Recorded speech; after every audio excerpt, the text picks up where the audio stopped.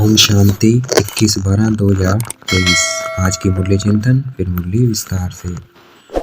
आज की मुरली चिंतन, शिव बाबा के सिवाय हमारा यहाँ कुछ भी नहीं है, तो हमें बैगर बनना है। तन मन धन सब शिव बाबा को देना है और बैगर बनना है। और जो पूरा बैगर बनता है वही क्या है, प्रिंस बनेगा। तो हमेशा ये ख्यालात चले कि यहाँ मेरा कुछ नहीं है, सब कुछ किसका है, शिव बाबा का है। अगर जिसको ड्रामा की यथार्थ नॉलेज होगी तो उसके जो ख्यालात चलते हैं, ऐसा क्यों, विघन नहीं पड़ना चाहिए था, ऐसा क्यों हुआ, ऐसा होना चाहिए था, ये ख्यालात नहीं चलेंगे जिसको ड्रामा की यथार्थ नॉलेज है। ड्रामा अर्थात वही हो रहा है जो कल पहले हुआ था, नथिंग न्यू। बस हमारे हाथ में क्या है, पुरुषार्थ। हमें पुरुषार्थ करना है, वो हमारे हाथ में है। जैसे एग्ज़ाम है या सिलेबस है बच्चे का, तो वो सिलेबस सारा कुछ जिसको पता होता है और जो पुरुषार्थ करता है वो क्लियर कर लेता है। लेकिन उसके लिए ही मुश्किल होता है जो पुरुषार्थ नहीं करता है या क्यों क्या करता है, उसके लिए मुश्किल होता है। लेकिन पता ही है कि ये सब आना है, ये सिलेबस में है तो ये सब आएगा ही आएगा। और हमारे हाथ में क्या होता है, हमारे हाथ में सिर्फ पुरुषार्थ होता है। तो ऐसे ही ये ड्रामा है, ड्रामा में सब कुछ होना ही होना है, लेकिन हमारे हाथ में सिर्फ पुरुषार्थ है, हमें पुरुषार्थ करना है। श्री कृष्ण नहीं, श्रीमद् भगवत गीता है। श्री कृष्ण भगवत गीता नहीं है, श्रीमद् भगवत गीता है। श्रीमद् श्री कृष्ण गीता नहीं है। तो श्रीमद् भगवत गीता कहते हैं तो ध्यान क्या आ जाएगा, भगवान की तरफ जाएगा, भगवान की श्रीमत पे जाएगा। अगर हम श्रीमद् कृष्ण गीता कह देंगे तो ध्यान कहाँ चला जाएगा, श्री कृष्ण की तरफ, बैकुंठ की तरफ। लेकिन वो तो वर्षा है, और वर्षा मिलेगा किसे, श्रीमत पे चलने थे। तो किसकी श्रीमत पे चलेंगे, भगवान की श्रीमत पे चलेंगे, तब वो वर्षा मिलेगा। वर्षे को याद करने से वर्षा नहीं मिलेगा। और श्रीमत भगवान की गाई हुई है, इसलिए कहा जाता है श्रीमत सर्वशास्त्रमय शिरोमणि गीता। तो सबसे श्रेष्ठ जो श्रीमत है वो गीता की है और किसी शास्त्र की नहीं है, इसलिए गीता को सबसे ऊपर रखा गया है, क्योंकि उसमें भगवान की श्रीमत है। बाकी शास्त्रों में किसकी श्रीमत है, मनुष्य की, इसलिए गीता शास्त्र सबसे ऊंच है। श्री अक्षर हम किसी लीडर को भी नहीं दे सकते, ना किसी गुरु को, सन्यासी को, महात्मा को। श्री अक्षर सिर्फ हम देवी देवताओं के लिए ही लिख सकते हैं, क्योंकि सबसे श्रेष्ठ वो है और उनको बनाने वाला कौन है, भगवान है। तो भगवान जिनको बनाया उनके लिए ही श्री लगता है, क्योंकि सबसे श्रेष्ठ सिर्फ एक परमात्मा ही बना सकता है। त्रिकालदर्शी अर्थात जिसे तीनों कालों का ज्ञान हो, तो उसे क्या कह सकते हैं, उसको सवदर्शन चक्रधारी भी कह सकते हैं। माया कमज़ोर को बहुत कमज़ोर बनाएगी, इसलिए कमज़ोर नहीं बनना है, नहीं तो माया और ही ज़्यादा कमज़ोर बना देगी।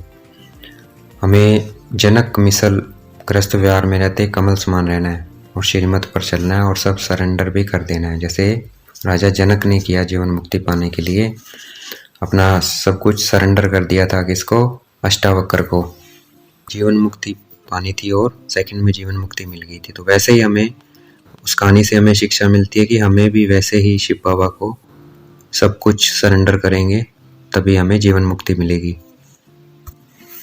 इस पूरे ज्ञान में मुख्य बात है बाप और वर्षे को याद करना है, सिर्फ ये सबसे मुख्य बात है। और पवित्र रहना है। अगर पवित्र नहीं करेंगे तो याद भी नहीं कर सकेंगे, योग भी नहीं लगेगा। तो पवित्रता भी बहुत ज़रूरी है।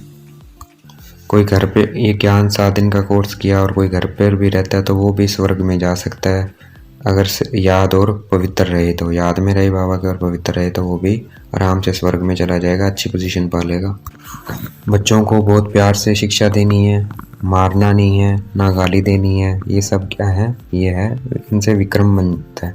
अगर बाई चांस किसी को डांट देते हैं, कुछ कह देते हैं, तो फ़ौरन बाबा को बताना है कि हमसे ये भूल हो गई, बाबा हमें माफ़ करो, आगे नहीं करेंगे। तौबा करनी है कि हम आगे नहीं करेंगे ऐसा। दुनिया में भी क्या है, अगर कॉलेज खोलते हैं तो अच्छी विद्या मिलती है उसको अगले जन्म में। धर्मशाला खोलता है तो महल मिल जाते हैं।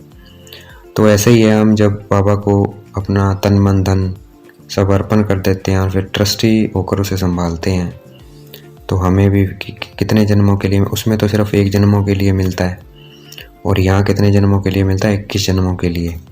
भेद की आयु मिलती है, भेद का सुख मिलता है। जितनी बड़ी आयु हमें मिलती है, इतनी बड़ी आयु और किसी भी धर्म वाले की नहीं होती है। हम चलते फिरते, खाते बैठते, उठते, सोते शिव बाबा को याद रखेंगे तो खुशी में रहेंगे हमेशा। हमें बैठ नहीं जाना है, जाकर सेंटर में या गीता पाठशाला में गृहस्थ व्यवहार में रहते अपनी जिम्मेवारियां निभाते हुए ये सब कुछ करना है, अर्थात पुरुषार्थ करना है। आज का वरदान है, हर आत्मा के संबंध संपर्क में आते सब प्रश्नों से पार रहने वाले सदा प्रसन्नचित्त भव। वरदान मिल गया है खुश रहने का। सिर्फ करना क्या है कि किसी भी प्रश्न में नहीं आना है, क्यों, क्या, ऐसा क्यों, ऐसा क्यों, ऐसा नहीं होना चाहिए, ऐसा होना चाहिए, तो खुश रहेंगे। आज का स्लोगन है, अपने नैनों में बिंदु रूप बाप को समा लो तो और कोई समा नहीं सकता है। तो हमें बाबा को समा लेना है ताकि और कोई आए ही ना हमारे ख्यालात में, इतना बाबा को समा लेना है। अब मुरली विस्तार से 21/12/2023 प्रातः मुरली मधुबन। ओम शांति बाप दादा। ओम शांति मीठे बाप दादा। मीठे बच्चे, हाँ जी मीठे बाबा। शिव बाबा के सिवाय तुम्हारा यहाँ कुछ भी नहीं है, इसलिए इस देह के बांध से भी दूर खाली बेघर होना है। खाली बेघर होना है, बेघर ही प्रिंस बनेंगे। प्रश्न है, ड्रामा की यथार्थ नॉलेज कौन से ख्यालात समाप्त कर देती है? ड्रामा की यथार्थ नॉलेज कौन से ख्यालात समाप्त कर देती है? उत्तर है, ये बीमारी क्यों आई, ऐसा नहीं करते तो ऐसा नहीं होता, ये विघ्न क्यों पड़ा, बंधन क्यों आया, यह सब ख्यालात ड्रामा के यथार्थ नॉलेज से समाप्त हो जाते हैं। क्योंकि ड्रामा अनुसार जो होना था वही हुआ, कल पहले भी हुआ था। पुराना शरीर है, इससे चित्तियाँ भी लगनी ही है, इसलिए कोई ख्यालात चल नहीं सकते। गीत है, हमें उन राहों पर चलना है जहाँ गिरना और संभलना है। ओम शांति। उन राहों पर चलना है, कौन सी राहें, राह कौन बताता है? बच्चे जानते हैं कि हम किसकी राह पर चल रहे हैं।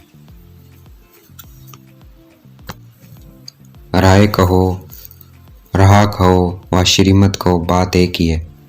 अब श्रीमत पर चलना है, लेकिन श्रीमत किसकी? लिखा हुआ है श्रीमत भगवत गीता, तो जरूर श्रीमत की तरफ हमारा बुद्धि योग जाएगा। अब तुम बच्चे किसकी याद में बैठे हो? अगर श्री कृष्ण कहते हैं तो उनको वहाँ याद करना पड़े। तुम बच्चे श्री कृष्ण को याद करते हो या नहीं? वर्षे के रूप में याद करते हैं। कैसे याद करते हैं? वर्षे के रूप में। या तो जानते हो हम प्रिंस बनेंगे, ऐसा तो नहीं जन्मते ही लक्ष्मी नारायण बनेंगे। बराबर हम शिव बाबा को याद करते हैं क्योंकि श्रीमत उनकी है। श्री कृष्ण भगवानवाच कहने वाले श्री कृष्ण को याद करेंगे, परंतु कहाँ याद करेंगे? उनको तो याद किया जाता है वैकुंठ में। तो मनमना भव अक्षर श्री कृष्ण कह नहीं सकते। मनमना भव अक्षर श्री कृष्ण कह नहीं सकते, मध्य जी भव कह सकते हैं। मुझे याद करो, वह तो वैकुंठ में ठहरा, दुनिया इन बातों को नहीं जानती है। बाप कहते हैं बच्चे ये सब शास्त्र भक्ति मार्ग के हैं। सभी धर्मशास्त्रों में गीता भी आ जाती है। बरोबर गीता भारत का धर्मशास्त्र है, वास्तव में तो यह सभी का शास्त्र है। कहा भी जाता है श्रीमत सर्व शास्त्र में शिरोमणि गीता, यानी सबसे उत्तम ठहरी। सभी से उत्तम है शिव बाबा, श्री श्री श्रेष्ठ से श्रेष्ठ। श्री कृष्ण को श्री श्री नहीं कहेंगे, श्री श्री कृष्ण व श्री श्री राम नहीं कहेंगे, उनको सिर्फ श्री कहेंगे। श्रेष्ठ से श्रेष्ठ जो है वही आकर फिर श्रेष्ठ बनाते हैं। श्रेष्ठ से श्रेष्ठ है भगवान। श्री श्री अर्थात सभी से श्रेष्ठ। श्रेष्ठ का नाम बाला है। श्रेष्ठ तो जरूर देवी देवताओं को कहेंगे जो अभी नहीं है। आजकल श्रेष्ठ किसको समझते हैं? अभी के लीडर्स आदि का कितना सम्मान करते हैं, परंतु उन्हें श्री तो कह नहीं सकते। महात्मा आदि को भी श्री अक्षर नहीं दे सकते। अभी तुमको ऊंच से ऊंच परमात्मा से ज्ञान मिल रहा है। सबसे ऊंचा है परमपिता परमात्मा, फिर है उनकी रचना। फिर रचना में ऊंच से ऊंचा ब्रह्मा विष्णु शंकर। यहाँ भी नंबरवार मर्तबे हैं। ऊंचे से ऊंचे प्रेसिडेंट, फिर prime minister, union prime minister आदि आदि। यहाँ भी नंबरवार है इस कलयुग में। ऐसे वैसे वहाँ स्वर्ग में जो बाबा की रचना है उसमें भी नंबरवार है। सबसे ऊंचे शिव बाबा है, फिर ब्रह्मा विष्णु शंकर है, फिर स्थूल वतनवासी लक्ष्मी नारायण। बाप बैठ सृष्टि के आदि मध्य अंत का राज समझाते हैं। भगवान रचयिता है। अब रचयिता एक तर्क कहने से, अक्षर कहने से मनुष्य पूछते हैं सृष्टि कैसे रची गई। इसलिए जरूर कहना पड़ता है कि त्रिमूर्ति शिव रचयिता है। वास्तव में रचयिता के बजाय रचवाने वाला कहना ठीक है।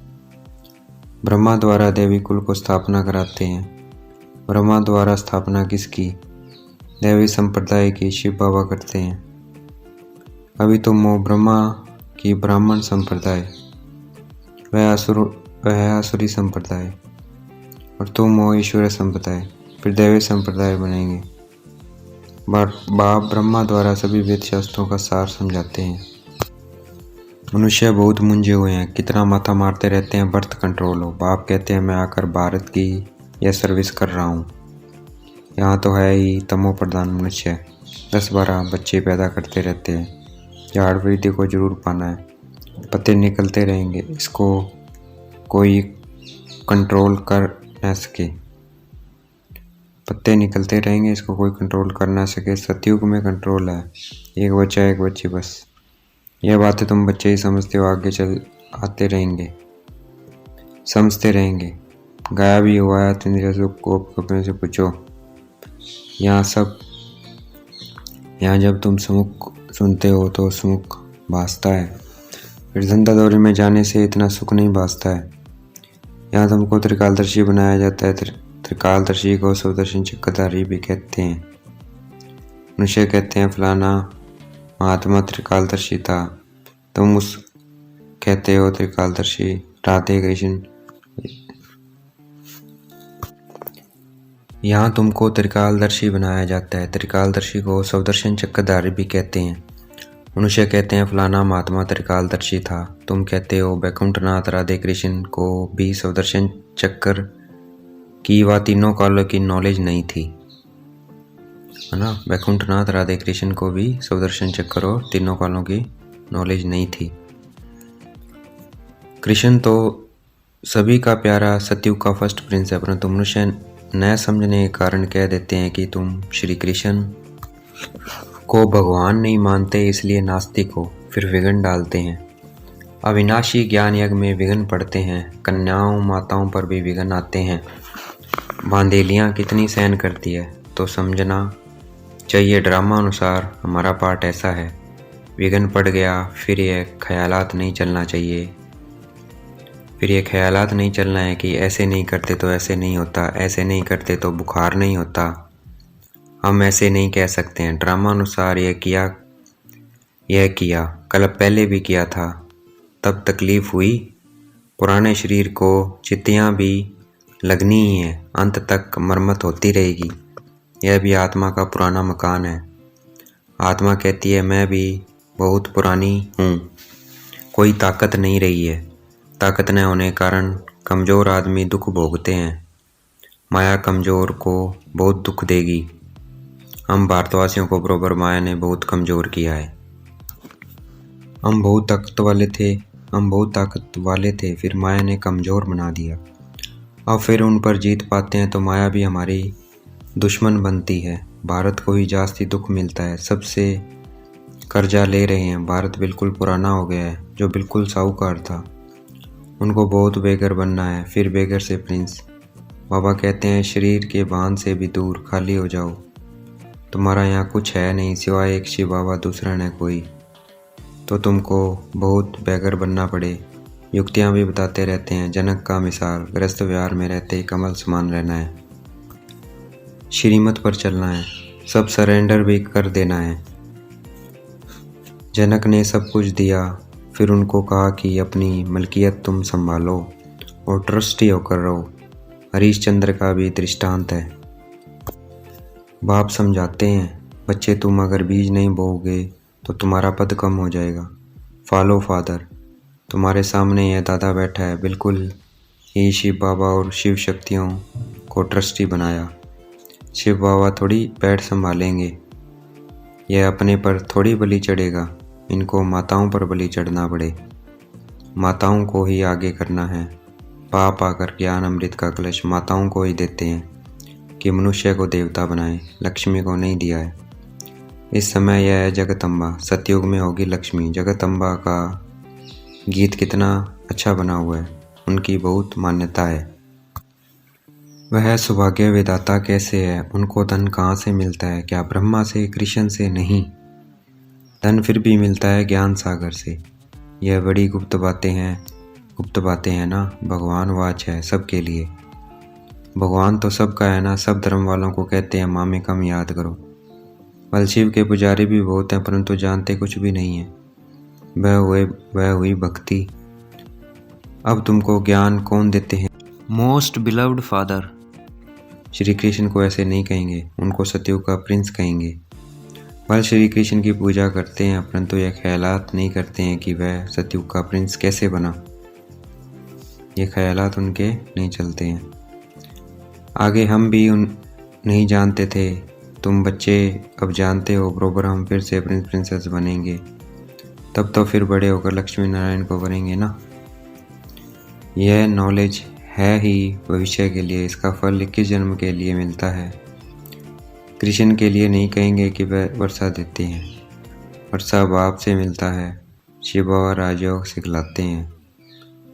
ब्रह्मा के मुख से हजारों ब्राह्मण निकलते हैं, उन्हों को ही यह शिक्षा मिलती है। सिर्फ तुम ब्राह्मण हो कल्प के संगम युग के, बाकी सारी सृष्टि है कलयुग की।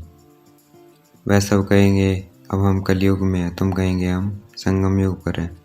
ये बातें कहीं है नहीं, यह नई बातें दिल में रखनी है। मुख्य बात है बाप और वर्षे को याद करना।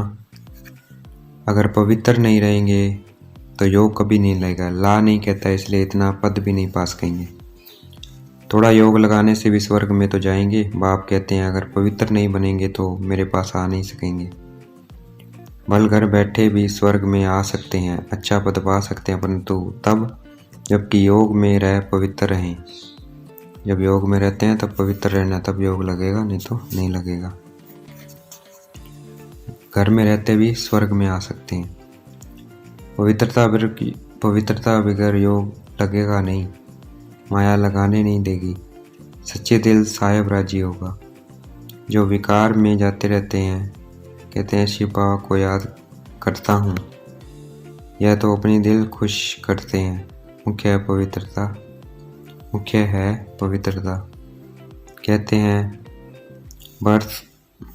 कहते हैं बर्थ कंट्रोल करो, बच्चे पैदा मत करो। यह तो है ही तमो प्रधान दुनिया। अभी बाबा बर्थ कंट्रोल करा रहे हैं। तुम हो सभी कुमार कुमारियाँ, तो विकार की बात नहीं है। यहाँ तो विश्व पर बच्चियों को कितना सहन करना पड़ता है। बाबा कहते हैं बहुत परहेज रखनी है। यहाँ ऐसे तो कोई नहीं होगा जो शराब पीता होगा। बाप बच्चों से पूछते हैं, अगर झूठ बोलेंगे तो धर्मराज की कड़ी सजा भोगनी पड़ेगी। भगवान के आगे तो सच बोलना चाहिए। कोई जरा भी शराब किसी कारण से अथवा दवाई रीति से पीते हैं, कोई ने हाथ नहीं उठाया। बाबा ने पूछा, भाई कोई अगर यहाँ शराब पीता है किसी कारण से अथवा दवाई रीति से, तो किसी ने हाथ नहीं उठाया। तो बाबा कहते, यहाँ सच जरूर बोलना है। किस रीति से पीते हो? कोई भी भूल होती है तो फिर से लिखना चाहिए। बाबा मेरे से यह भूल हुई, माया ने थप्पड़ मार दिया। बाबा को तो बहुत लिखते भी हैं, आज हमारे में क्रोध का भूत आ गया, थप्पड़ मार दिया। आपकी तो मत है, थप्पड़ नहीं मारना चाहिए। दिखलाते हैं कृष्ण को ओखरी से बांधा, यह तो सब झूठी बातें हैं। जो दिखाया है कि डांट पड़ी थी कृष्ण को, ओखली से बांधा था, वो क्या है, सब झूठ है। बाबा कहते बच्चों के साथ ऐसा नहीं करना है, बच्चों को तो प्यार से शिक्षा देनी चाहिए, मार नहीं देनी चाहिए, भोजन बंद करना चाहिए, मिठाई न देना, ऐसे सुधारना चाहिए। थप्पड़ मारना क्रोध की निशानी हो जाती है। सो भी महात्मा पर क्रोध करते हैं, छोटे बच्चे महात्मा समान होते हैं ना, इसलिए थप्पड़ नहीं मारना चाहिए, गाली भी नहीं दे सकते।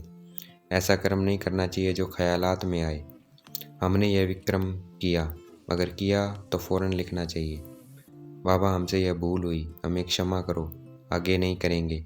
तौबा करते हैं ना, वहाँ भी धर्मराज सजा देते हैं, तो तौबा करते हैं, आगे फिर नहीं करेंगे। बाबा बहुत प्यार से कहते हैं, लाडले सपूत बच्चे, प्यारे बच्चे, कभी झूठ नहीं बोलना, कदम कदम पर राय पूछना है। तुम्हारा पैसा अब लगता है भारत को स्वर्ग बनाने में, तो कोड़ी कोड़ी हीरे समान है। हमारा पैसा लगता है तो हमारा कोड़ी कोड़ी हीरे समान है। ऐसे नहीं हम कोई सन्यासियों आदि को दान पुण्य करते हैं। मनुष्य हॉस्पिटल अथवा नॉलेज आदि बनाते हैं तो क्या मिलता है? कॉलेज खोलने से दूसरे जन्म में विद्या अच्छी मिलेगी, धर्मशाला बनाने से महल मिलेगा। यहाँ तो तुमको जन्म जन्मांतर के लिए बाप से बेहद का सुख मिलता है, बेहद की आयु मिलती है। इससे बड़ी आयु और कोई धर्म वाले की होती नहीं है। कम आयु भी यहाँ की गिनी जाती है। तो अब बेहद के बाप को चलते फिरते उठते बैठते याद करेंगे, तभी खुशी में रहेंगे। कोई भी तकलीफ़ हो तो पूछो, बाकी ऐसे थोड़ी गरीब होंगे, कहेंगे बाबा हम तो आपके हैं, अब हम आपके पास बैठ जाते हैं। ऐसे तो दुनिया में गरीब बहुत हैं, सब कहें हमको मधुबन में रख लो, ऐसा तो लाखों इकट्ठे हो जाएं। वह भी कायदा नहीं है। तुमको गृहस्थ व्यवहार में रहना है, यहाँ ऐसे रह नहीं सकते हैं। धंधे में हमेशा ईश्वर अर्थ 1-2 पैसे निकालते हैं। बाबा कहते अच्छा तुम गरीब हो, कुछ भी नहीं निकालो, नॉलेज को तो समझो और मन मना भव हो जाओ। तुम्हारी मम्मा ने क्या निकाला? मम्मा कितनी गरीब थी, उनके पास कुछ नहीं था, फिर वह ज्ञान में भी तीखी है और ज्ञान में सबसे आगे निकली, क्योंकि उन्होंने मेहनत की, ज्ञान को समझा, समझाया और बाबा को याद किया। तन मन से सेवा कर रही है ना, तन मन से सेवा करी उन्होंने। इसमें पैसे की बात नहीं है, बहुत करके 1 रुपया दे देना, तुम्हें साहूकार जितना मिल जाएगा। पहले अपने गृहस्थ व्यवहार की संभाल करनी है, बच्चे दुखी न हो। भाई बच्चों को घर पे दुखी नहीं करना है। भाई यहाँ तुम दान दे रहे हो और घर पे दुखी कर रहे हो ना। पहला फ़र्ज है अपने परिवार को देखना है। अगर है आपके पास आप दे सकते हो दो, अगर नहीं भी दे सकते तो क्या करना है? बाबा कहते इस नॉलेज को समझो, समझाओ और याद करो। अच्छा देखेंगे बाप दादा हमें याद प्यार दे रहे हैं। मीठे मीठे से गलते बच्चों प्रति माता पिता बाप दादा का याद प्यार और गुड मॉर्निंग, वंदे मातरम, सलाम वालेकुम, जय जय हो तेरी, ओम शांति। तो हमें भी याद प्यार देनी है हम रूहानी बच्चों की, रूहानी बाप दादा को दिलवा जान शिकवा से बेहद का याद प्यार और गुड मॉर्निंग, वंदे मातरम, वालेकुम सलाम। धारणा के लिए मुख्य सार है, ऐसा कोई कर्म नहीं करना है जिससे पीछे ख्यालात चले, तौबा तौबा, पश्चाताप करना पड़े, झूठ नहीं बोलना है, सच्चे बाप से सच्चा रहना है। भारत को स्वर्ग बनाने में अपनी एक एक कौड़ी सफल करनी है। ब्रह्मा बाप समान सरेंडर हो, ट्रस्टी बनकर रहना है। आज का वरदान देखेंगे, बाप दादा ने सर पे हाथ रखा और वरदान दे रहे हैं। हर आत्मा के संबंध संपर्क में आते सब प्रश्नों से पार रहने वाले सदा प्रसन्नचित्त भव। व्याख्या है वरदान की, हर आत्मा के संबंध संपर्क में आते कभी चित्त के अंदर यह प्रश्न उत्पन्न न हो कि ये ऐसा क्यों करता है व क्यों कहता है, यह बात ऐसे नहीं है, ऐसे होनी चाहिए। जो इन प्रश्नों से पार रहते हैं वही सदा प्रसन्नचित्त रहते हैं। लेकिन जो इन प्रश्नों की क्यों में लग जाते हैं, चले जाते हैं, रचना रच लेते हैं, तो उन्हें पालना भी करनी पड़ती है, समय एनर्जी भी देनी पड़ती है। इसलिए इस व्यर्थ रचना का वर्थ कंट्रोल करो। आज का स्लोगन है, अपने नैनों से बिंदी रूप बाप को समा लो तो और कोई समा नहीं सकता है। अच्छा, ओम शांति। शुक्रिया मीठे बाबा, शुक्रिया।